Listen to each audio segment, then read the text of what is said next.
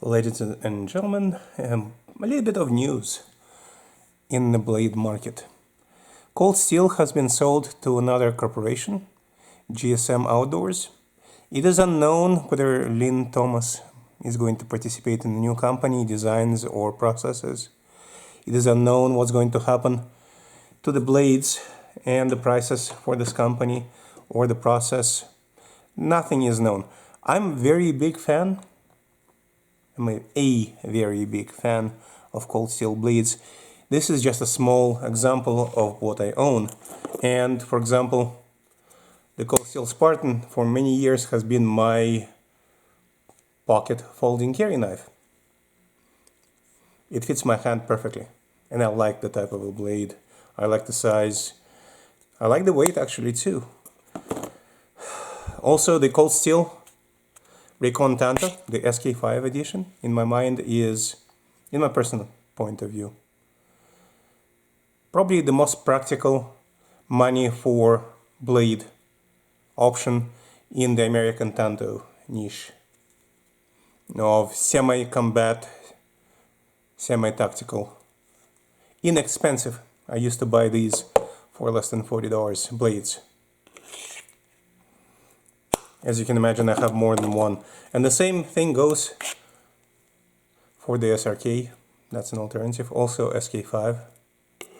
I'm going to shortly show what I have on the table. They have interesting polymer knives and darts. If you want to train with them, this is a version polymer or a battle polymer of the Tiger Karambit, which is nice for training. It is a little on the sharp side, so you don't want to play with a partner, but very good for other purposes. Here is their dart. I have their Chaos Tanto. I have a lot of their Tanto products. This might not be the greatest of their blades, but they actually fit very nice in the hand and they work. All kinds of different blades. Koban, basically the follower. This is one of their Tanto series. Very simple, somewhat inexpensive. Very nice for your walk around knife. And of course their huge folders are always fun. This is almost a two-handed folder. This is the Luzon. Made in China though, but still not a bad blade, all things considered. The Voyager Tanto, of course Tanto. I'm fond of two types of blades, folding and fixed. And as far as the blade types, I'm fond of Tantos, I'm fond of Bowie, and I am fond of Wharncliffe knives, which you're going to see many times on my channel because I do have a couple hundred knives. I just don't make videos on them on the English language channel quite as much. There are so many knife reviewers that are so much better than me. But the Voyager is a nice semi-universal carry knife where you are allowed to carry long knives. OSS. Here is the, I think this is the Trench Hawk from Cold Steel. I have a trainer for this one as well. I have trainers for many of these knives.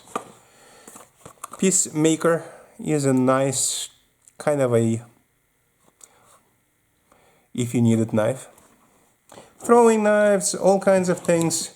But again, we don't know what is going to happen.